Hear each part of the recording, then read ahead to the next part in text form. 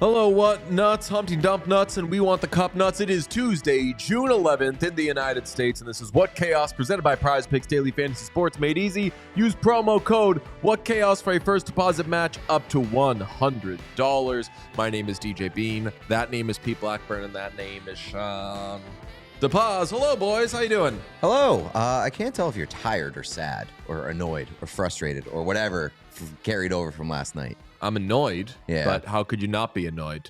I don't know. Some days you wake up feeling like Daniel. I woke up this morning feeling like Eli. Like, really, I was a little bit behind the eight ball, and I think that all oil men right now are a little behind the eight ball. They're not fucked.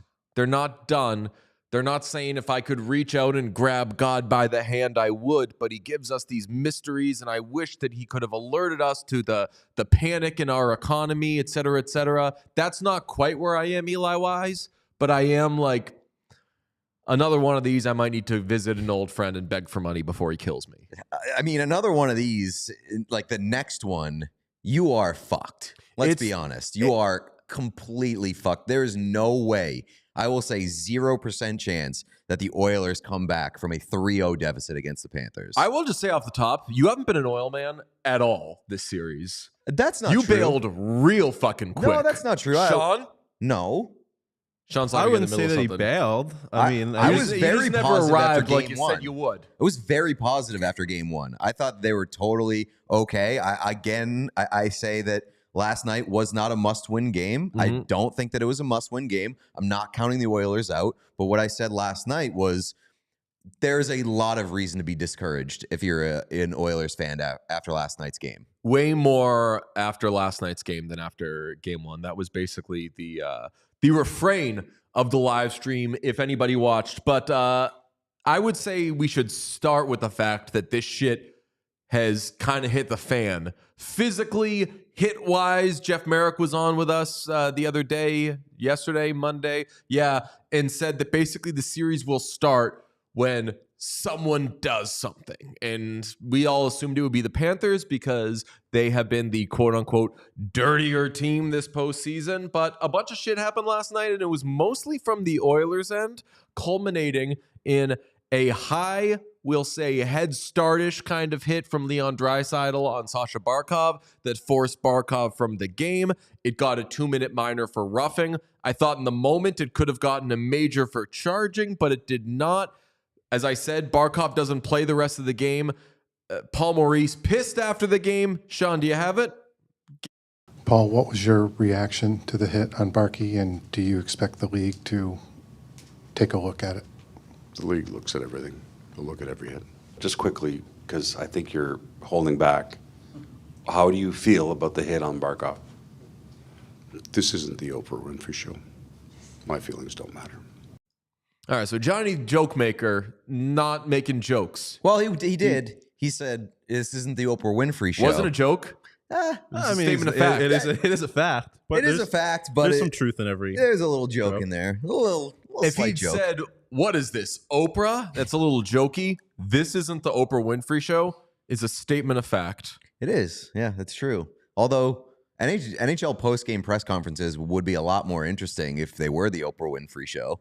Imagine Johnny the Joke Maker having to go sit down on the set of the Oprah Winfrey Show and talk about the Barkov hit. That would honestly be awesome if instead of post-game press conferences, they just had like a talk show host. And Drew Barrymore snuggling up to Chris Knobloch on the couch, sitting absurdly close to her guest. I mean, famously, the Oilers broadcast has been compared to the Drew Barrymore show with Oprah when they're sitting on the couch with their legs on the couch and they're holding each other's hands while talking. That has been painted and compared to the Jack Michaels and Louis DeBrusque dynamic. But joke time over for Paul Maurice. Now he's mad.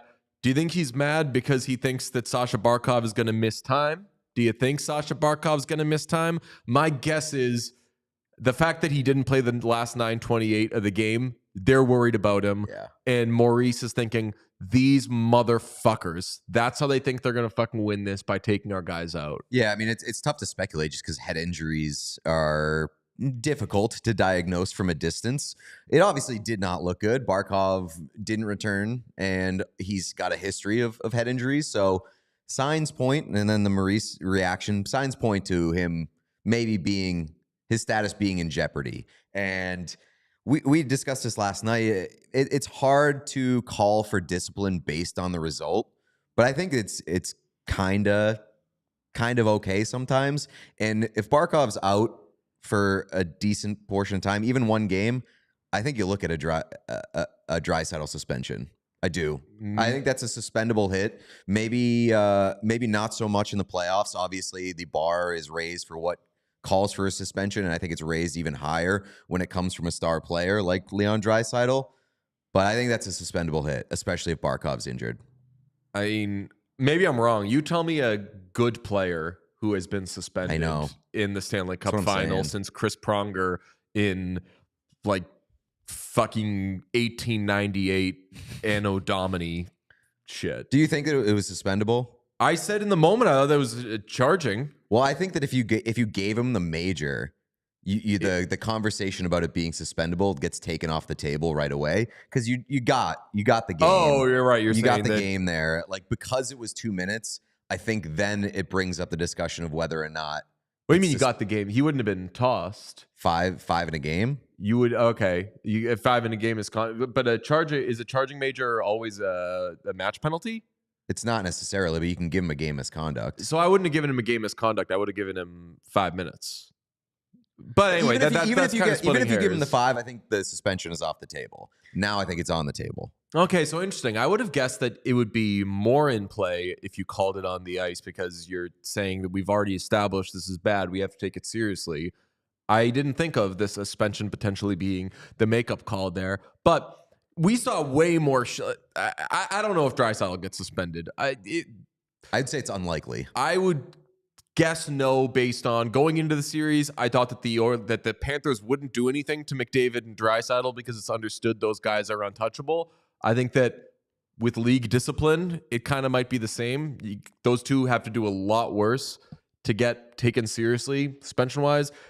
Suspensions in the Cup Final that I could even think of, I threw it out to Twitter, and they gave me Pronger, but the only two I could think of was Barbashev in 2019 for an illegal check to the head, I believe, on Matt Grzelcyk, and Aaron Rome in 2011 got 4 games for an illegal check to the head on Nathan Horton.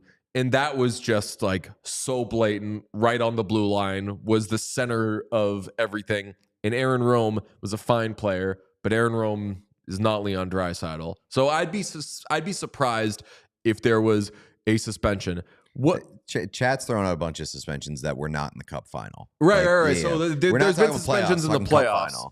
Cup Final. And Sean, you were saying, I don't know if it was off of this or maybe going into the series, that like you just hoped there wouldn't be shit to the point where we talk about this team won because they didn't have this guy. Yeah. I got real tired after the Boston series of just people complaining about stuff. I just wanted a clean series. Well, let me tell you, I mean, part of the Panthers discussion is you are calling for people to be suspended. I don't. Real? You sure about that? The Sam Bennett team, you sure about that? That's why? Yeah. No, I don't like the whataboutism. Like we've moved past the Sam Bennett thing. It didn't happen. Whatever. It was missed.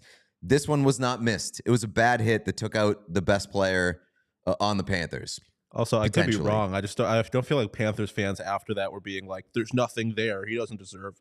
I feel like they just kind of took it. Panthers fans were like, "We got away with one there." Yeah, I feel Right. like they took it and just kept moving. That's not really happening. Well, I mean, the karmic continuation of that would be Leon Draisaitl plays Game 3 and goes the fuck off. That True. would be the karmic conclusion to that. Yeah, that would be things coming out in the wash against the Panthers. Not the only crazy thing that happened. We saw the Oilers, by the way. We'll talk about how these teams played in a second. This is a PD-less episode, so we'll try to keep the X's and O's out of our mouths. But the Oilers played this game with 11 forwards and 5 defensemen because Warren Foegele got ejected very early on. Darnell Nurse was injured, was limited to only 4 minutes and 20 seconds. Chris Knobloch made some lineup changes in this game, but didn't totally pay off. But the Oilers were limited anyway. Other shit that went down in this game, mentioned the Foegele ejection. Aaron Ekblad chokes Evan Bouchard. I know that we have like differing reads on this. When I slept on this game a little bit, I came around to, yes, the Draisaitl thing was very, very bad. The fact that like guys are choking each other 2 games into the series is also a pretty big highlight for me. That wasn't like a Radko Gudas choke, though. That was a headlock choke, which is has a little bit of a different energy to it. I thought that the most ridiculous part of that play was Evan Bouchard trying to tap out of the headlock. We're going to disagree on this. In the moment, we saw that and we were like, holy fuck, what's going on? You got Evan Bouchard saying like, please let me go. We'd be remiss if we didn't say this was on a very eventful night for Evan Bouchard. He started the 3-on-1 that led to the Oilers' only goal. Great job, buddy. He had a terrible turnover on the game-winning goal in the early on in the third period. He took 2 penalties, one of which was fucking maddening because Matthew Tkachuk took the dive of all dives, but he's going to fucking get you. And Matthew Tkachuk got another laugh against him because he mocked him, pointed to his eyes, said, your face is weird. So bad night for Evan Bouchard overall. I will say, I'm not going to give him that hard a time for tapping out when he's getting choked. I am. I think that's a very bad look optically. In a headlock, asking Aaron Ekblad to please let me go, sir, is not good behavior for a guy in a Stanley Cup final. I want more fight. I know that you're saying not wanting to be choked is a bad look. You can not want to be choked, but you don't try to tap out of it. So like, you just get choked like a man. I 1000% would rather be choked unconscious on the ice than tap out. Okay. I'm not going that far. 1000%. I can't change your mind on that. And I'm not going to judge you. I'm just going to let that information be there, and that is fine. I disagree. I would rather not get choked. I would rather not get choked, but I'm not gonna sit there. You said you would rather get choked than tap out. Well, I don't think those are the two options. You said I would rather get choked unconscious. I would rather get choked unconscious and try to fight my way out of getting choked than tap out and ask, please, sir, let me go. That second part is the important part to me. I'm not just sitting there and saying, yep, go ahead until I pass out. Not only 2 options here. It wasn't getting choked out and tapping out. Like, you gotta punch somebody in the face or fight out of it, as opposed to, it was just a funny optic to me, especially when you consider the fact that he is not having a good series and is kind of being a little soft. That optic on the end of all of that is very funny to me. Like, you gotta fight your way out of it. You can't you're not like tapping on his hand is not going to accomplish anything. So that was my only reaction to it. It's just like, this isn't UFC. Like, he's not going to let go of you just because you're tapping on it. You got to actually fight out of it. Yeah. I'm not going to cast aspersions here. I think that we're just all submitting the information and how we feel about the situation, and that is fine. I see you in your light. I love you. I think that we're all just kind of viewing this a little differently. I personally find that a bad look is more along the lines of like not defending a teammate or letting shit happen when there's more that you could have done. I think that if I'm getting choked, I'll do a little pull. If it's not working, I'll say, if there's another way to end this, let's do that, please. And Chad's bringing up the comparison to the Sedin thing in 2011. I would not look at the chat if I were you. Well, I mean, that's fine. The Sedin thing in 2011, Sedin just let himself get punched in the face like 4 times in a row, didn't fight back, and was like, hey, can I get a call here? And the Bouchard thing is a little different, but it has the same energy where it's like, hey, this is too much for me. Please don't do this. That I need more fight for my guys. That's the one thing I'll say is that like, to me, it's just like a funny optic. I think in the moment he was probably like, you were probably going too farther than you realize you're going with this choke. So like, hey, I get that you're trying to pull me away, whatever. Lighten up a little bit. You're like really putting pressure on the throat. So in the moment, he's just like loosen up, lighten up a little bit. But just the optic of it to me is very funny because it just looks like he's trying to tap out, which is obviously not going to accomplish anything. I don't think he's like less of a man because he tried to I'm not calling him or like anything a like pussy that. or something. Yeah, I'm just I know. saying I think that it's It's not a great look. I have to moderate discussion here. You said you would rather get choked unconscious than I would rather try to fight out of the chokehold and get choked unconscious than tap out. That's fine. I would really rather not get choked. Well, You're getting we were choked either past way. we were past that point at this Yeah. point. Like he was getting choked whether he liked it or not.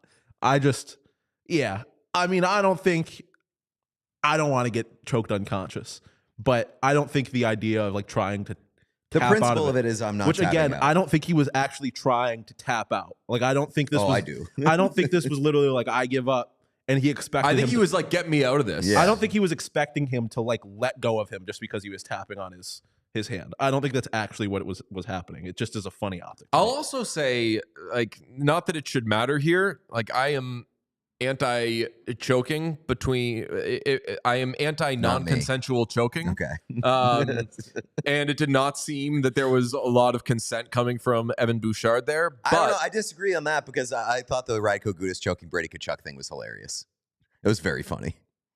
It was bad behavior, but it was It was- hilarious. again, it knowing was a that different- everyone's okay. Yeah, I mean, especially because it was Worlds. Like it wasn't even real. It was That hardly makes it real even hockey. funnier. Exactly. It was like Who hardly real cares? hockey, and Radko Gudas is just Undertaker choke to Kachuk. That was funny. It was different than this. But for I sure. will just say we're not talking about Zdeno Chara here. We're not talking about the most hardened individual. We are talking about an offensive defenseman, Yeah. a power play specialist. His game is not to be a tough customer. He's not beating the allegations I will also say of like, what? being soft. Yes. I don't like. But independent of that, like no matter who's getting choked, I'm not really going to get on somebody if they are getting choked, don't want to be choked. As Sean said, he was probably feeling something that he doesn't usually feel in some hockey wrestling and was like, oh, dude, fucking stop. Like he was clearly talking to him too. Like I'm watching it now, and he was clearly like saying something to him. So I definitely think People were lip reading and asking and saying like it seemed like he was saying help. I don't know if he was saying help. I don't like to do lip reading. if we got like mic'd up like sound of him saying help, then that's a bad look. We're gonna You can't cancel the fuck out of Pete. You can't be Wait. crying for help. Well, No.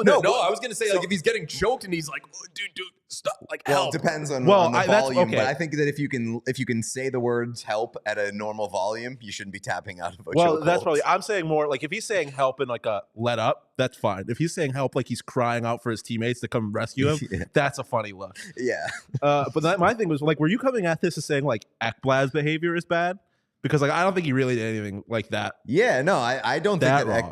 Ekblad like is like maybe you get a penalty for that. I just think this I is would probably- say that's fine behavior in a Stanley Cup final. Yeah, I feel like this is probably way more common than it sounds like based on the conversation we're having. Because like Yeah, guys are getting pulled out your of take scrums that and like stuff that all was the the most time. ridiculous thing that happened last night, I think is wild. Didn't say that. Well, you said that like you slept on it and that was like the biggest what the fuck is happening here kind of thing. Oh yeah, no. I said like a headline is like we've reached the point where we're fucking choking each other when game one was no haven't- extracurricular stuff. Well, and you now also we've haven't reached even the- mentioned that a man got speared in the penis last night too. Yeah. Like, that we've certainly arrived. Well, at a that's certain not point going to in the be a Cup headline final. for me ever because if you watch the stream last night, some people took issue with it, but I will report each and every time hockey players do not have a problem with hockey players spearing hockey players in the penis. They are all on board with it. They don't get as angry as they get about other things. Don't trip me. You may hit me in the penis. Don't you get your stick near my hands because I use my hands to shoot the puck. Yeah. I don't use my penis to shoot the puck, Exactly. so whatever, go for the penis. That is how hockey players feel. Yeah. In a lot of ways, it makes sense. Do I want somebody spearing me in the penis? Absolutely not. But there's a lesser chance of that affecting the rest of the series. And they wear cups. And they wear cups, yeah, but you could. I know it's not. It's still. You can suffer injuries. You still feel the impact in that area while wearing a cup. And again, let's bring up Evan Bouchard. I know what Evan Bouchard can do with a hockey stick. I've seen Bouch bombs. That man with a stick can do things that I can't do. No one I know too well can do. I don't want to know if he really put his mind to it, what he'd be able to do with my penis. Jesus Christ. You know what I'm saying? Yes. I don't know if I do know what you're saying. But He can hit a hockey puck so that we could move on. harder than anything. He can hit a hockey puck harder than anything. I don't want, if he's holding a hockey stick, I know say, what you meant, but So you it's don't. time to take you down, brother. You think that he can send that thing into the loge To section? the moon, Alan. Yeah. TJ's penis in the loge. Yeah. Into the 300s. Tough times. I don't think that, though, any supplemental stuff comes from any of this. I think that we're going to get to the point where fans are getting mad and yelling at each other and saying that this fan base is this and that this team is dirty and everything. Have the Oilers been a little greasier, dirtier, whatever you want to call it, than I expected through 2 games? Yes, absolutely. But I did expect dirtiness and shit to be going down in this series. You just expect most of it to be started by Florida, but Right. that may or not have happened. do you think? If there is no supplemental discipline, how much do you think carries over to Game 3? I mean, it's going to be, I don't want to quite say open season, because maybe they'll do a, hey, go get one lick on Draisaitl. But I think that, like, Draisaitl on that hit, I don't think was like, I'm going to fucking, like, kill him or whatever. But It I wasn't do like a think, Trouba. I do think he was like, oh, fuck, that's Barkov. Let's make this one count. Yeah. And he crossed the line. Yeah, and probably frustrated. It was late in the That's what I game. was gonna ask. And, you know, to bring up the Brad Marchand thing, it's like, you know, everybody's trying to hurt everybody, especially the good players on the other side. Do I think that the intent was, I'm going to knock Barkov out of the series? No, but you want to ding him up. You want to put a lick on him, and certainly did. And not condoning it at all. It was a bad hit or whatever. But like, if all he gets is 2 minutes out of that and you lose Barkov for a game or two, you don't think that everybody on Edmonton's side is going to be like, well, that was fucking worth it? It's, I mean, I'm an Oil man, but as a hockey fan, that would absolutely suck. Yeah, of course. No one, history doesn't remember. Talked about Aaron Rome before. History doesn't remember that the 2011 Canucks were beat up and banged up as all hell. You just remember which team won and what people were saying in the media and Roberto Luongo and all these things. If the Oilers come back in this series and Sasha Barkov doesn't play another game, eventually people will forget that. And that just fucking sucks, because that, like, Barkov is a real game-changing type of player.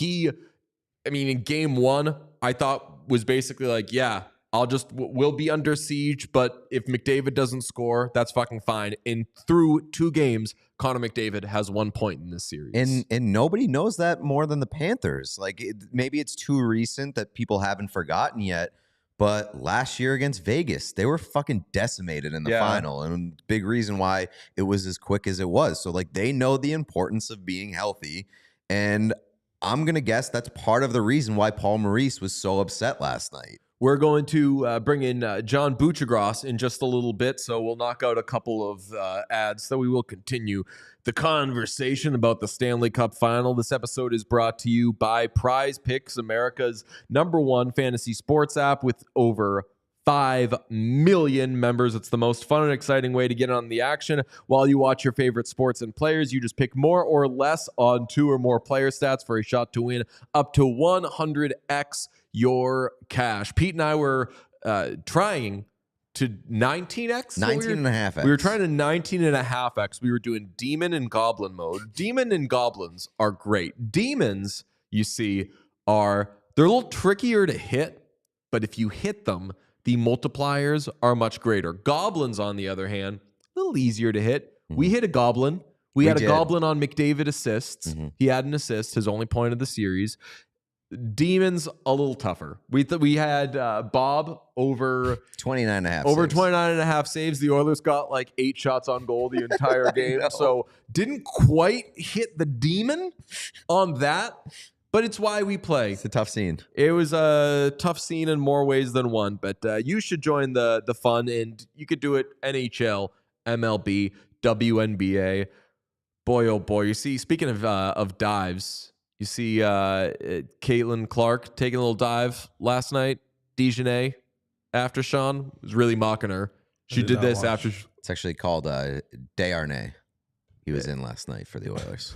Pete doesn't know ball. Download the app today and use code WhatChaos for a first deposit match up to $100. That's code WhatChaos for a first deposit match up to $100. Prize picks. Pick more, pick less. It's that easy.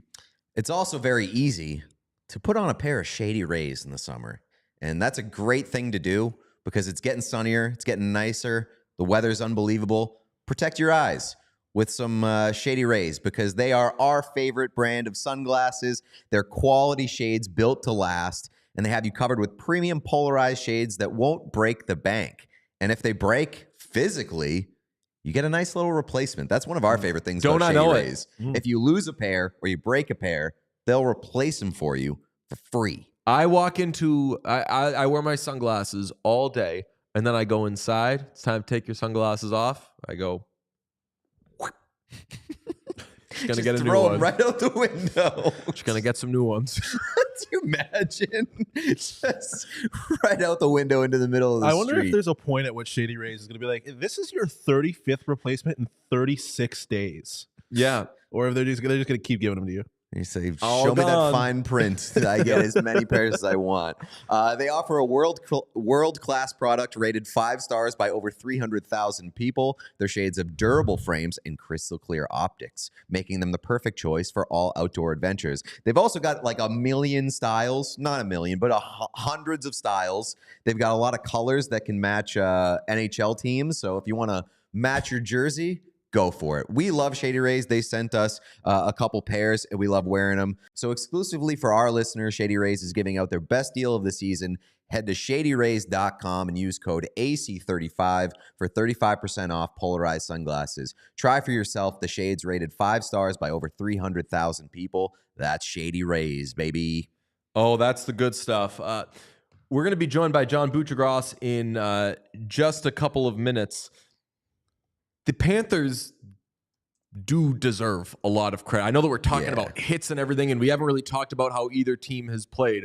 The Panthers adjusted from game 1 to game 2 so well, and I was getting in fights with people in the chat last night. I thought that game 1 was the Oilers taking advantage of the way the Panthers play, where the Panthers will step up a bunch and let pucks go the other way if they turn it over. And that's why you saw all of those breakaways and those odd man rushes that the Oilers had. In game 2, none of that shit was happening. And in the defensive zone, instead of jumping on puck carriers and being super aggressive, they were just like, no one's going to get to the middle of the ice. No one's going to get to the house. No one's going to get to the front. Their sticks were so good. All of the passes that the Oilers tried to send to the front of the net were not getting through. Panthers, incredible stuff, and that's why if I'm the Oilers, I'm way more frustrated after game 2 than I am after game 1, because after game 2, the Oilers could actually start to tell themselves, Panthers have figured us out. Yeah, well, I think after game 1, you were like, Oilers probably deserved better. A little bit better of execution. They get on the board. Bob was amazing. Game 2, they got nothing. They got nothing. Even the goal that they did score, the Matthias Ekholm goal, was a bad goal from Sergei Bobrovsky. It was basically shot right at him, and there were only 2. It was also 4-on-4, right? Which more favors space. the Oilers. And there was a horrible play at the other end of the ice by Aaron Ekblad, who jumped up into the play when he didn't need to, leading the odd man rush. Suspension worthy? Yes, leading the odd man rush. Only one of 2 rush opportunities for the Oilers. The other one was a Connor McDavid breakaway that he didn't score on. So, yeah, much more reason to be frustrated if you're the Oilers after game 2. Do we have John Buccigross? No, it appears we are having the same problem we had last time when he called in. Let's see. So we'll see if we can get. Well, him he at some point. did. Hopefully, the solution was that he had to turn off his phone and turn it back on the last time. Correct? I don't remember, but I would let him know that. I believe. Maybe. Do you have the elements for a war that is being waged? On your Sweet Prince? Yes. I do. Okay. A war is being waged on the deserve to win meter. And as an oil man following game one, I cannot stand for that. We are a deserve to win meter podcast. We talk about the deserve to win meter a lot. I don't know if we've ever really discussed whether or not we like it. I think you could glean that that thing's kind of stupid, but I love it. And because mainly the deserve to win meter only exists, as I've seen it, for people to talk about the deserve to win meter. Not to use it to make a point. It only exists for excuse making. Like for the Oilers. No. So whenever I see it being posted and then people saying like, thank God we have the deserve a win meter, or fuck the deserve a win meter. It's only deserve a win meter talk. It's not used for actual game talk.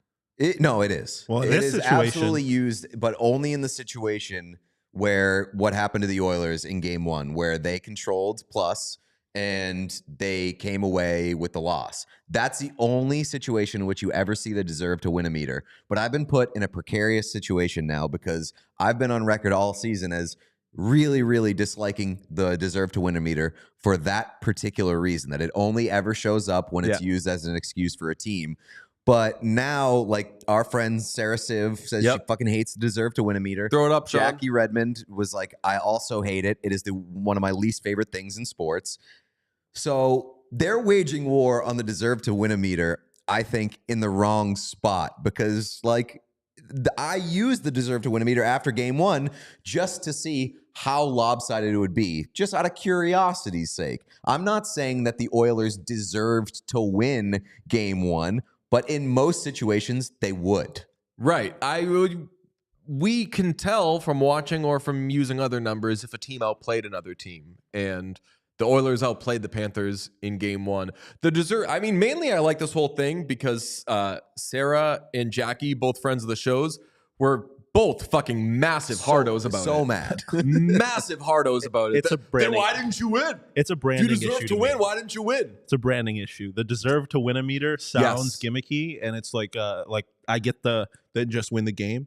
The word deserve is but obviously, like when you remove the name from it, it's a pretty useful tool, like for insight onto how, particularly games like game one. Like we need a rebrand. We need a rebrand and take out the word deserve. It's sort of like back in the day. If it weren't for it being called this, then we wouldn't get the hardo angry takes, and that's what I do want. Back in the day, a lot of people push back against Corsi. When they did not fully understand what Corsi was. And then as soon as people started replacing the word Corsi with shot attempts, it was a lot more accepted by casual fans who are not deep in the analytics community. I think that the deserve to win a meter needs a little bit of a rebrand that takes away the word deserve, that rubs people the wrong way. That's why I love baseball. No one freaks out when stats get weird. They just get weird and people embrace it. Well, no one deserves to win, and no one needs a rebrand less than this next guest from ESPN. It's John Buccigross. Hi, John.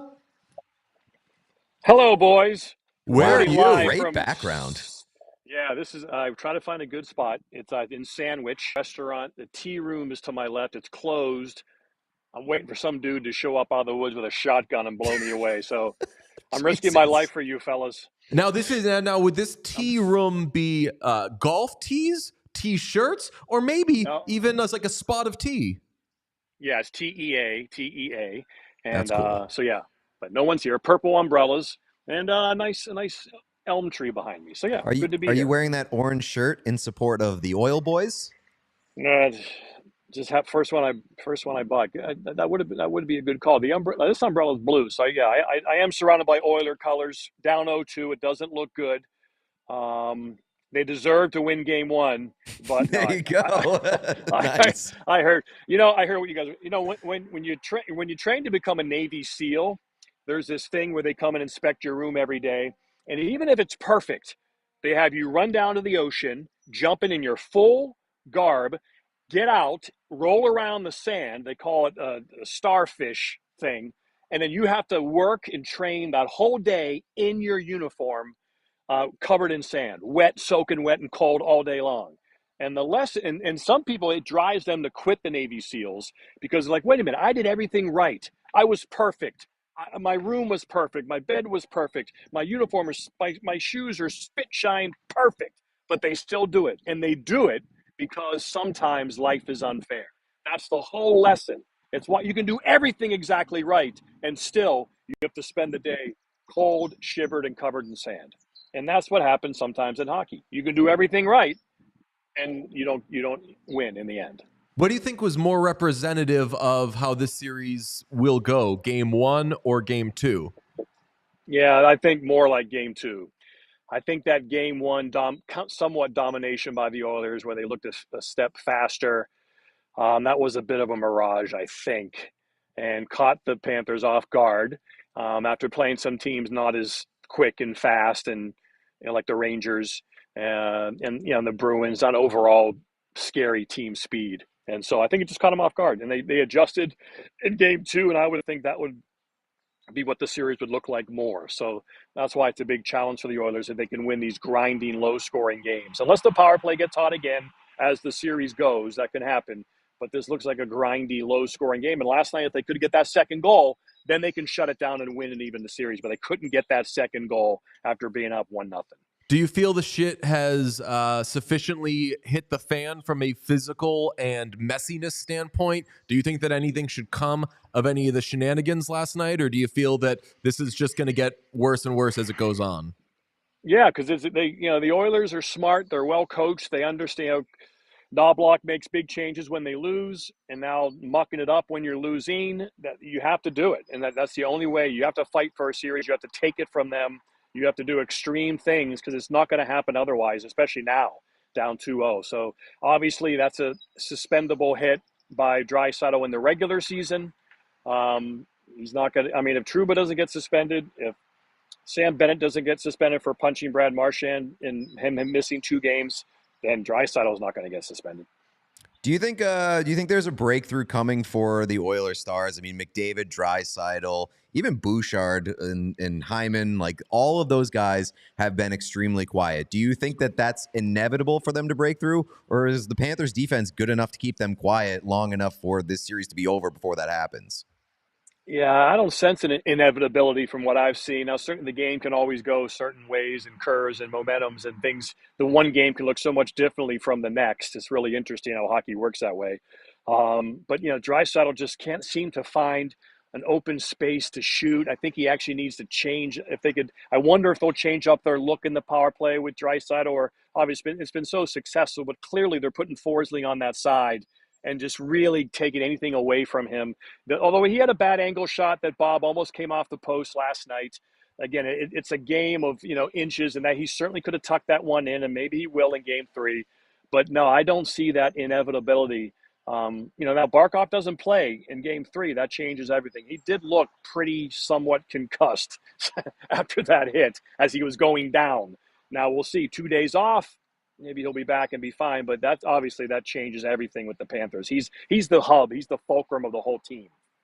And the 2 days off, it's shifting to Edmonton. Like, I didn't think, I'm an Oil man famously, I did not think that game 2 was a must win. I thought the Oilers could fall behind 2-0 in the series and still come back and win. Pete thought the same thing. Did you feel after last night that, shit, this thing might be over? Or is shifting back to Edmonton enough that the Oilers could get back in this?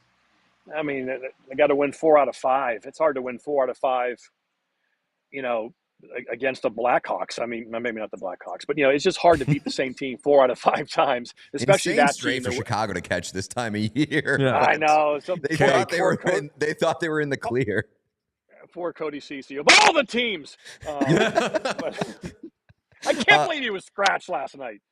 Well, I mean, last night was the first time this postseason, maybe, or at least the loudest time, that Chris Knobloch's lineup changes have not paid off. I mean, like, he did drastic things late in that Dallas series. It worked. He put Broberg in. It worked. Holloway second liner, Corey Perry second liner. He scratches not just CC for game 2, but also Corey Perry, and it doesn't work out. Big changes, do you think, probably come for game 3? Because I imagine they will. Yeah, well, I like the Desharnais change. I thought he was actually a good guy to have in there with the tenor of the game. And I think he knew the game was going to get ugly. He didn't want Perry probably to take a dumb penalty, but he knew that Desharnais could be a force. And I thought overall he was pretty good on the PK, probably deserves another start. I could see him starting again. CC also still might play. We'll see. Maybe Nurse is so banged up that he can't play at all. And so then they both play. But yeah, no, for sure. Every single move isn't going to work, but you're right. But they're up 1-0. They have the lead. The game was in their hands. The players should have been able to get another power play goal, just one. And Bouchard, I thought, was really good in game 1 on his toes. The guy just has these lackadaisical lapses. I know he plays a lot. He's not a physical specimen, so it's going to be hard mentally sometimes. But, he just has those lapses that look so bad because it looks like he's so lazy when he does them. He's probably not, but it does look, he just has some players have just a bad look when they make a bad play. It just looks terrible. Zach Looks Grunski like said he has that. Mm-hmm. Yeah, and again, and other guys make mistakes, and you don't really notice them because of whether they're a try-harder or they're one of those kinds of personalities or a little guy. They always get the breaks. You little guys always get the breaks. Did I say you little guys? I'm sorry. We know who you're talking to. It's fine. I'm self-aware And, enough. So it's interesting. Those first 2 games were so different. Can't wait to see how the third one looks and feels. The Panthers love this situation. They love the road. They will not be uncomfortable. So yeah, I'm worried if I'm an Edmonton fan that I can win 4 out of 5 games. Are you would it be 4 out of 4 out of 6? 6, Yeah. Are you a Bouchard guy? Because I feel like, and I'm not like as an Oilers fan being like you hate Bouchard or whatever, but like I've always felt defensively as well, like he's going to make mistakes. He's going to have turnovers, like the horrible one that basically lost them the game last night. But overall, do you like Bouchard as much as everybody else, or am I maybe reading something wrong? Yeah, probably not, because he's soft on the wall. He was soft on the wall again last night, cost a goal, besides the turnover. Remember that amazing play that McKinnon made in overtime when he went in the corner and dug it out, made that backhand pass? Yeah, that was a bad moment. Soft, but he does that all the time. Like, he's so soft in the corner. And again, I know he plays a lot, and he can make it up with that slap shot. And he's, he plays, like I said, he does play a lot. But yeah, that kind of stuff just bothers me probably too much. And we disagreed on this earlier. We disagreed on this earlier. He was getting choked out last night by Aaron Ekblad and made the attempt to tap out. What's your read on that? Is that good behavior, bad behavior? Do you blame Bouchard for attempting to tap out there? Yeah, that's a bad look. That's a GIF forever, right? I mean, that's never going away. It's going to follow him around forever. It'll be pretty soon. I'll have that option on my phone. I can do the tap out. I'll just type in tap out, and that'll come up. That'll be like the 5th one. And so that's a bad look. That could be a career ender. That's a bad look. You don't want that. Yeah, a real man just dies. That's right. Yeah, exactly. Yeah.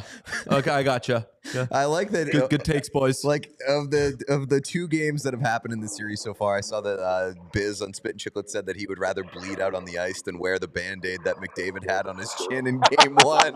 And now we have.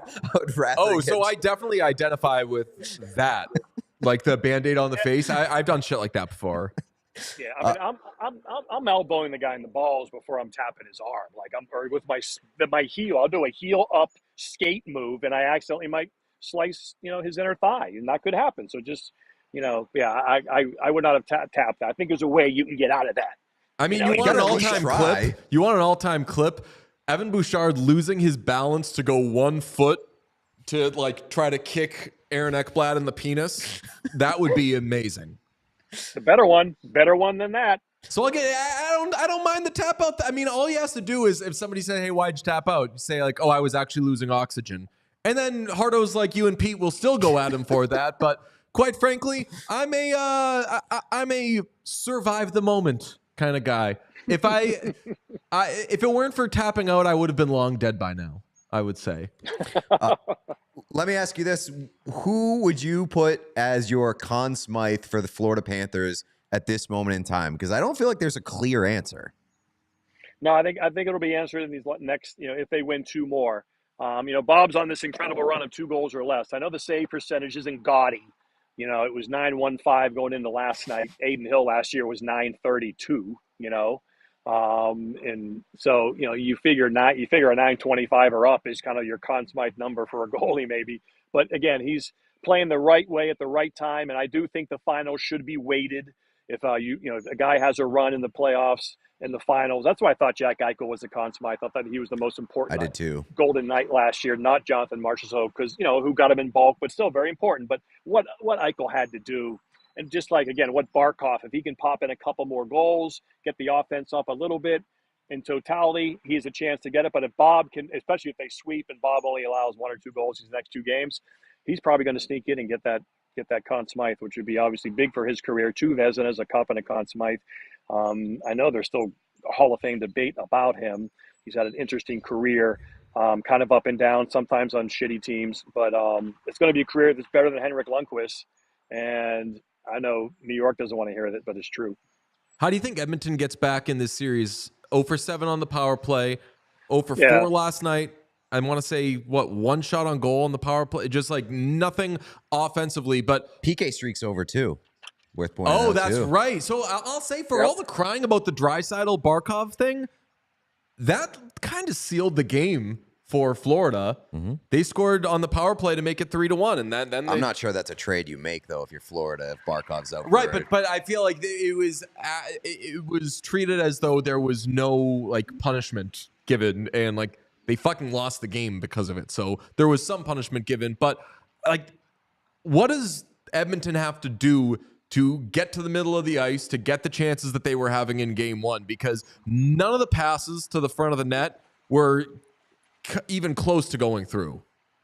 Yeah, it's tough because Kane is obviously not what he was 2 years ago, so that's a big hurt.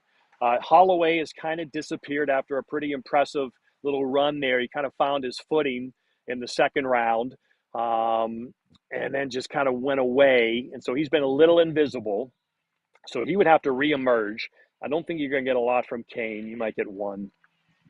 And then it's really about, where's Zach Hyman when the puck comes to him? He just really hasn't had that chance, although he's had a couple of chances. I really would like to see them take the puck to the middle. I kept watching last night. They would take it to the middle, and they got to shoot that 30-foot wrist shot where they go for the bar. And Nugent Hopkins hit the bar once. Like, that's even McDavid, he's able to shake and bake and get to the middle, just fire the wrist shot up over by the ear holes. And they just will not shoot that 20, 30-foot wrist shot in the middle of the ice when they get there. They keep peeling off, looking for the backside tap-in goal or whatever. And they keep waiting for that backside. And that's just not the – instead of curling and wrist shot, high. You can go for the tip that way, or again, just try to score, shoot to score. I feel like they're shooting to pass and set up and tip right now too much as opposed to shooting to score. So, I mean, obviously you come out, you win game 3, you dominate like game 1, outshoot and win, 3-1, maybe 4-1 empty netter late. And, then it all comes down to game 4. Then that's the series. 2-2, we got a series. 3-1, we're toast again. So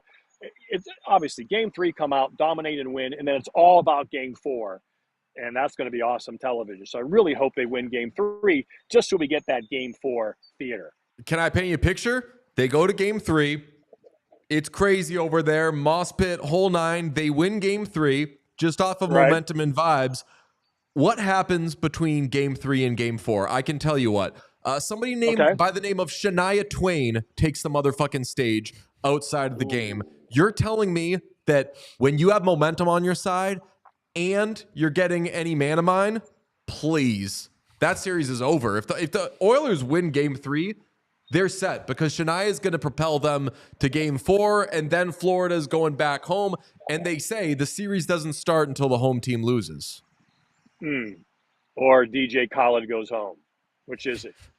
DJ Khaled was a good get for them. I won't lie. I did not see Florida. When I saw that Shania was going, I was like, all right, everything's coming up Edmonton. DJ Khaled was a surprise. It's a good get. Do you think was- Ariana Grande is big timing the NHL because she's been at the building for 2 straight games and yet refuses to perform her job? You mean for the anthem, or you want her on stage for a 4-song set? Either one. Yeah. Somebody would say that she's mailing it in. You know she's dating SpongeBob? Who was the Game 1 artist out there in Florida? What was that fella? The Kid Leroy. Ah. Because Levy said his name 17 times. There must have been a check written from some music company. Do they still have those? Because he kept saying that guy's name over and over again. Like, well, this is a hard push for Mason Leroy or Kid Leroy or Mason Left Leroy. Eye. Kid Leroy. I'm going to start referring the Kid to Leroy. the Kid Leroy. Right Eye awesome. Blind. I don't know. Yeah, so I couldn't. I got to ask Levy because he kept saying his name over and over. They were pushing. I thought maybe he was a Disney Channel character or something. There's got to be a backstory there. Well, 30 for 30. the chat, by the way, is noting that you are absolutely mothering with those shades, my friend. You look fantastic. They're also saying that you have big license and registration energy. Somebody says irresistible urge to lunge for Bucci's weapon. Oh my God. Jesus. They're only human. I did not mean to Subban that. I realized what they meant as I was reading it. Can you see the flower behind me? I actually tried to put that behind me. Can Ah. you see it? Like a lily of some sort? I don't know. We got a flower guy over here. Love it. Very nice. It's all about the set in the background. I wanted to be near the ocean for you guys, but I got a late lunch departure from the skipper in South Yarmouth. Shout out the oysters. And so, unfortunately, I'm kind of inland here in Sandwich. We saw a couple of the draft class guys at the game 2 last night. Who is you're a big college hockey guy. Who is the college hockey player that you're most looking forward to seeing make the jump next year? Certainly Celebrini, for sure. Still being just 17, and what he'll look like in the NHL. Looks like, Z Bouillon, another guy I really like a lot. Defenseman, Denver. I think he'll go real early, but sounds like he's going back. But you never know for sure how someone looks in camp. They might want to stay, don't want to go to class. I'm going to turn pro. So we'll see so he's another one. Those two right there are the guys. Of course, the other guys who already got drafted, Will Smith, San Jose. Will Leonard change his mind and go to the Caps? So I don't think so. It sounds like they're going to definitely play 2 or 3 years at BC. The Chris Kreider, take your, slow your roll, get developed, then hit the league hard, which I think is smart. But so certainly Celebrini and Smith. San Jose could be really set up for the next 10 years if they do. Do you the right think Celebrini is for sure going? Yes. You think so? I think it's I silly. heard some chat this week. That'd be tough behavior. Yeah. Again, he can get a couple hundred or what. I don't know what the max money is for NIL money, but he can still go. That's what's interesting. These guys can go back and say, yeah, at least I'll make $100,000. It's not, and then I'll sign in March. So I always say when you go back to college, you're not going back to college for a year. You're going back to college for 6-7 months. Then you turn pro March of next year when your team gets eliminated. Then you sign your contract, you burn a year, whatever, blah, blah. But so it's not really, you don't go back for a year. You go back for 6-7 months, which I think they all should do. I wish Will Smith would have done it and gone back and then joined the Sharks next March. And give yourself another summer of training, another 6 months of college, and then turn pro. It could only help. McCarr went back for a second, and but no, there's no way I see Celebrini returning. I just roll my eyes every time I hear people ask it, and when he answers the question. You have the draft, right? Yeah, I'm heading to Vegas. I'll host the draft. My 4th draft, 2 studios, one in Nashville last year, and now Vegas this year. The NHL just asked me to go to the award show. I've never been to the award show. I don't know if that's the 27th. I'm not sure. Do they even have any awards to hand out? Fuck the award show. I know. They've handed out so many awards prior to the award show. It feels like it's unnecessary to have. Yeah, I think they're just down to the last 4, like Vezina, Norris, and MVP, or the big 3, would you say? And I would say that there's a ton of mystery around. Yeah, we know what most of those maybe are. The MVP, but yeah. You think McKinnon wins? Do you guys have votes? Not anymore. No. I used to. Gave it up. Yeah, Gave up that this life. This is my 3rd year of voting, so it was fun. Yeah, I enjoy doing it. I voted for Kucherov, so okay. I don't know. So it's going to be very close, I think. Kucherov and McKinnon, very, very, very close. I feel like that's the only one that has some mystery around it. Yeah. Yeah. I went Quinn Hughes for Norris. Yeah, I think he And wins Hellebuck. Vezinov's GM. And So that's a different. Yeah, that's GMs. Yeah. I think Hellebuck wins. Oh yeah. So I think all my votes are all out. Maybe the all rookie team. Maybe that didn't. How many maybe that's more announced games? too. How many more games you see this series going? You think that we're talking to you next week? You think that this could? I mean, if the Oilers drop Game 3, you could really. It's not a hot take to say a sweep could be in play, but like any team would roll over and die when you're facing a good goalie and a pretty deep team. I hope to God that doesn't happen. That would absolutely suck. But do you think this is still going to be a series? I don't, unfortunately. Again, I hope I'm wrong. I know. I mean, if I had to bet a paycheck, I would say no more than 5. Again, I hope not. I'm rooting for the company. We don't break even until we get to about Game 5 or 6. So we need this. But I don't know if that's true this year with that desk that they cheaped out on at the you're Cup saving Final. a lot of money. That desk is tiny as hell. Very small desk. Are you aware of this? All right. So, like, do you guys talk about that? Or you're like, it's a pretty small desk. I'm willing to wager that's why they didn't send you. They'd be like, his biceps will make this desk will look way too small. Yeah, I broad shoulders. Yeah, compared to TNT, it's not a very. It makes it look smaller. Also, rookie move having Charles Barkley first. You got to tell Sportsnet, oh no, you take Charles back. You got to wait for the sodas, we'll say, to hit. You're right, because he was drunk with them. Yes, he was right, exactly. It seemed like he was drinking with you guys, but he was drunk with them. Yeah, great point. Great call. You got to get him lubed up. Yeah, so yeah, it was he might have had one with us. Maybe one, not a lot. It was early. Yeah. But you're right. Sportsnet the vodka crayons were strong. Oh, well. He was having a time. I just like that. I respect that he's a Draisaitl guy and that he's a hockey guy, and that a lot of times on TNT he does talk more hockey than he talks NBA. Great behavior. We'll talk a lot of WNBA on this show, despite it being a hockey show. So game recognized game. Appreciate him and appreciate you, John Buccigross, for joining us. We always love having you on. Thanks for keeping me relevant. Oh, please, doing us a favor. And here. speaking of doing us a favor, thank you for sending all those shirts. Oh, I yeah. wore my wagon shirt yesterday, my UMass wagon shirt. All right. Yeah. You all fit good? Everything's fine? Oh yeah. Oh, yeah. I rock my I rocked my college hockey hat rollerblading around Castle Island. All right. Well, I'll tell you what. If I have, let's see, if 5 people watching this send me a DM and use the word, what word should we tell them? The secret word to get a free T-shirt. What would it be? The word that we've said on this appearance. Yeah, chokehold. Chokehold or tap out? Tap out or chokehold? Yeah. Okay, so they use the word tap out, one word or 2. I'll let it slide. Just DM me, hi Bucci, tap out. The first 5 DMs I get, I'll send them. I'll ask them for their address. I'll send them a Melrose T-shirt. Amazing. What a legend. You're the best. Thanks so much. And they have to use hashtag what chaos too. Yes. Hell yeah. Love that. Okay. Thanks, Fred. We'll talk to you. Hopefully the series goes long and we talk to you again. All right. All right. Gotta Nice. go. Unbelievable. All right. You're bye, the best. brother. Thank you so much. Oh. Just a fantastic man, a fantastic guest. Love that he's become a part of our little world. Same. Love it. He's just Love it. terrific. Sean, how do you think we did with him? Tremendous. That was great. It was very important to me that he be anti tap out. I did not want him to be on my side. I think that this all works better if there's one person who's doing the anybody. I was willing to bet that he was gonna land on my side there. Yeah, too. he was gonna say bad. I mainly like it being called a bad look.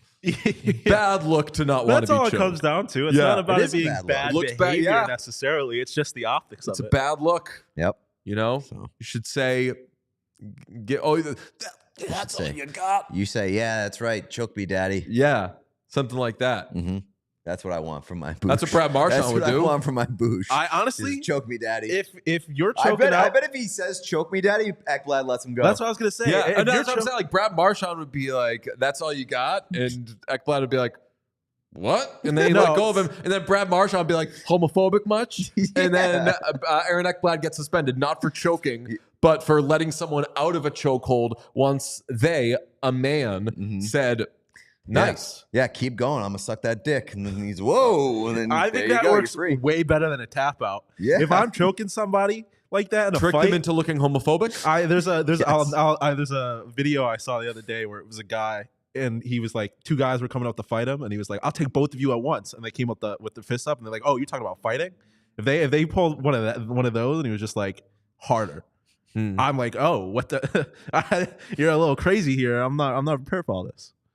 All right, so we don't have it. Do we have any like word of fallout of Draisaitl won't get a hearing, will get a hearing? The only I did see Maurice said this morning that Barkov wasn't worse. Yeah. So the real update will come about tomorrow, apparently. Okay, I mean, I figured that today the only thing that we could get, I can't imagine the teams are practicing, right? I doubt it. They probably right? travel. They probably traveled after the game, so they're probably in Edmonton now, would be my guess. But even so, I would think that today you do light work. Shout out, by the way, Sean, this is very important to him. Today, big travel day for the media. They got to go all the way from Florida to Edmonton. And when it comes to direct flights, that cake don't bake. Can't do it. They're Calgary? stopping. You go where are you flying to? I'm going Ottawa. Ottawa, right? I'm Yeah. going Boston to Ottawa. It's going to That's run like straight up. That's like a short little, that's like what, 2 hours? hour 45. Very good, Okay. Peter. And then we're looking at cross like country. 4 hours, which I would think that Ottawa to Edmonton would be longer than 4 hours, but Yeah. what do I know? No, I wouldn't. Edmonton is not as far west as I think people think it is. Like it's like north of like Minnesota. Are you sure it's not like 6 hours and then you are not accounting for the 2 hour time difference?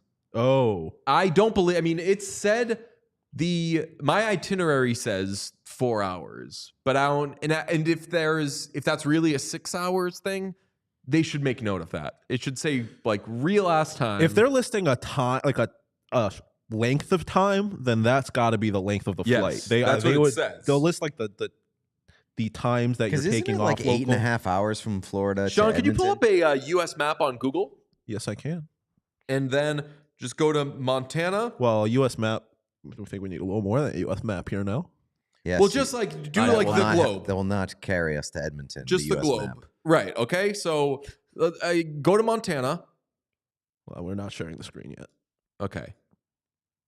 Share that. Because I'm right screen. there. I'm Share that screen. There we go. Alberta is above Montana and a little bit of Idaho. No. Okay, so yeah, it is a little further west than I thought, I guess, but still, because like oh no, Montana, like Phoenix to New York is like 4.5, I'd say, and that's obviously a lot further north than these two. So yeah, I feel like 4 hours tracks. Okay. What NHL players do we think are from Montana? Can't be a big list. Guy, I don't know. Jake Sanderson, Really? Ottawa Senators, That seems like somebody that would be difficult to make up off the top of your head. is from what? That like if you were just like making that shit up, I don't think that Jake Sanderson would be the name that you'd pull. Well, you'd think wrong because I made it up. Did you really? No. Oh, I was gonna He say is from Whitefish, and he is the only NHL player from Montana. I know because this headline is Montana has one player in the NHL. Here he is. I love the hockey reference things. There's 2 all time, according to Hockey Reference. Bill Lindsay and Jake Sanderson. Bill Lindsay. Like the Yeah, Big Fork, Montana. the like analyst Bill Lindsay. Retired in 2004, it appears. Do you know who the only player from Louisiana is? Mason Yeah. Lohrei. Yeah. Yeah, the Kid We were Lohrei. looking for the Kid Lohrei. That's right. That's great that Bucci didn't know who the Kid Lohrei is. I would expect not a lot of people to know who the Kid Lohrei is. I think they the know that crossover song there. though. Yeah, they know. probably. Stay. Yes. But I think the crossover between his fan base and the NHL fan base is probably not huge. Kevin Miller feels like he could be from Montana. That's because he Put- owns guns. Put some respect on his name. It's Kevan. Yes. Miller. And he's Great from spelling of California. and he's from California. Great spelling of Kevin. What up, Avery? Avery in the chat. A lot of fun people in the chat. If you have not yet subscribed, please smash subscribe. We believe that our daily podcast viewers are all subscribed. However, 80% of our viewers generally, just when they're clicking around our page, watching our videos, leaving comments like, Oilers stink, blah, blah, they're not subscribed. So we're trying to get all of you. So please subscribe. And Pete, if you've got anything that you'd like to tell them to do. Yes, please hit the like button, which is right below the video player. It's that thumbs up button that you see. If you hit that in 3, 2, 1, you are participating in the classic like spike, the 2024 film like spike, which is amazing. It pops. It gets our numbers up like huge. It's a staple of this show. That's right. You brought up some of the dumb YouTube comments that we get. I just checked to see if we had any new ones. Somebody said, "So did the Oilers deserve to win?" I don't know. Why don't we ask the deserve to win a meter? Somebody said that? Yeah. They did not deserve to win last night. They did not deserve to win last night. Panthers deserve to win. Score one for the deserve to win a meter. Well, did you Nailed check it. the deserve to win a meter? No, we never made our own one. Bring a raincoat, DJ, says Avery. It's supposed to rain up here the rest of the week in Edmonton. No, I'm not bringing any clothes. I'm gonna bring one outfit, and then I'm going to dress myself at the Oilers Pro Shop. And if you think I'm lying, try me. Slip and slide at the moss pit. Oh man, the scenes of the moss pit.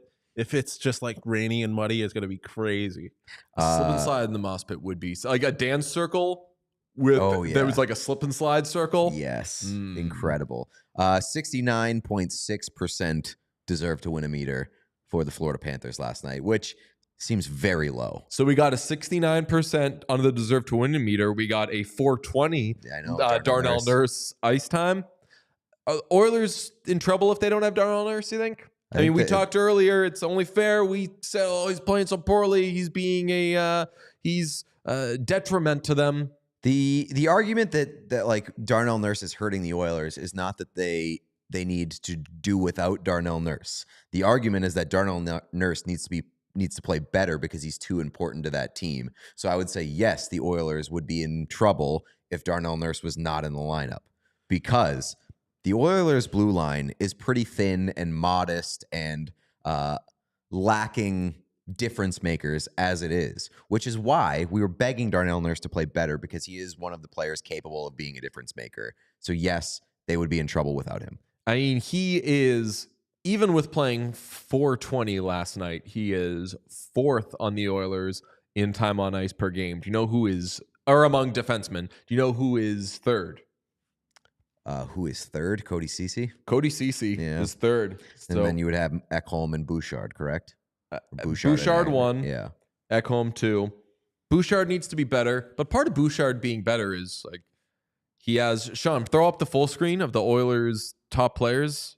These are the guys that entered the series leading them in points. And McDavid and Draisaitl were like running away with points, running away with the playoff lead in points. And between they only have 3 players this whole series with points. One of them is Matthias Ekholm. Their leading goal scorer is Matthias Ekholm. That's fucking crazy. Crazy. To be fair, the leading goal scorer of the Panthers is Evan Rodriguez, which I don't think we would have saw. Matthew Tkachuk, how many points through 2 games? 0. But he's drawing penalties. He's pissing people off. He's making an impact. I feel like that's kind of been the story for Matt Tkachuk all playoffs. He's quiet. He's He's had a bit of a offensively quiet. Yeah, ghost. He's not been bad. Yet he has a overall. bunch of points, though. Right, but he has, the last few series have been pretty quiet for Matthew Tkachuk. Not like monster goals, et cetera, et cetera. Yeah. We'll see, though. We got one more show tomorrow before I head to Edmonton. And then we get to call ourselves live from Edmonton, because one of us will be live from Edmonton. Yep. Is that how we'll promote those shows, Sean?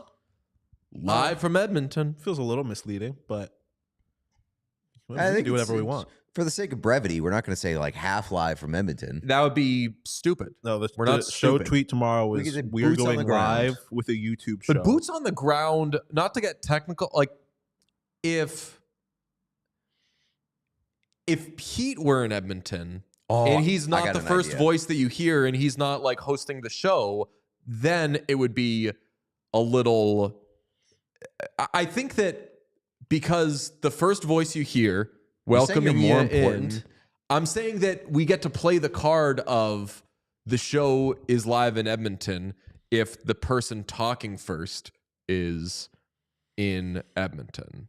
I think that we should just brand it as International Chaos. Because international, yes. Chaos with no borders. Chaos without borders. That's right. Well, the border exists. We're just Not to us. Mm-hmm. We transcend it. The okay. borders still exist to the doctors, but they go all over the place. International Chaos sounds good. To me. Well, tomorrow could potentially be the final U.S. episode. True. Of Oh, the well, season. that's another question. Are we still going live at noon Eastern? Like, what is? that's a good How point. are we live Should we at? split the difference? Oh, Should we I go mean, it live would at be 11 funny. a.m.? Well, no, I was saying, are we live? Are we now live at 10 Central Oh, like what will I be or 10 saying? Mountain? Yeah, because I if you, know. because Every if you show- argue, if you argue that you Yes, because no, you I speak will first, say. I will say it is 10 a.m. Canadian. Canada. So that's how I should promote the tweet, because every show tweet I'm like live at noon Eastern. CDM. We're now live at 9:59 a.m. Well, that will be tomorrow. Central. Or Yeah, no, Wow. we're not doing Tomorrow, I'm going to be in the we're U.S. in the U.S. oh yeah, okay. Tomorrow, I'll be in the U.S. Then I'm going to go to Canada afterwards. Yes, Then Thursday, new at 10 Mountain. yeah, it's going to be a gas. Really, really need the Oilers to win Game 3. Can you check your text real quick before we sign off and include that in the show? Because that is everything that I've ever hoped for in my life. Oh, What breaking! what a hang! Woo, woo, woo, You don't see. woo. Oh wait, Chat. no wait. It was only sent. I'm sorry, Sean. I got Gonna you. say. Here it comes. That was sent to me and DJ. You were Yeah. left out, and I feel bad. Chat, guess what the picture is? It's amazing. Yeah. That's what it is. Incredible. Look at this. It's a nice little treat for the people that stayed till the very last minute of today's show. This is why you watch on YouTube. That's right. This is it. Paramore voice. This is why. Oh. That is Steve Peters and Gene Princino. Literally my top 2 favorite men on the planet. That Yes. is my favorite guest in each country that we represent. Yes. Yes. Very good way of putting it. Correctly. Correct. Oh. Look at Gene. So Amazing. good. I'm going to see Gene. I don't know when, but it's going to be a lot of fun. I'm going to see Gene. I'm going to see Bob. I'm going to see Jack. Got plans, the whole gang. It's going to be terrific. Can't wait. All right. We will talk to you tomorrow for potentially our final U.S. episode of the season. God, I hope not. But I say not. I say, Sean, does this series go? Can we get a series? The Oilers got to win one, right? I'm gonna say they would. Yeah, I still think. I'm gonna say it's going 6. We gotta I At think least. this game goes Going 6 at 5 least. at most. Going 6 at least. We gotta pray Game 3 Oilers win, please. I'm getting, but You need a big energy shift in Game 3. yes. All right, big day tomorrow. We'll talk to you then. It's gonna be a lot of fun. See ya. We all silly like the mayor.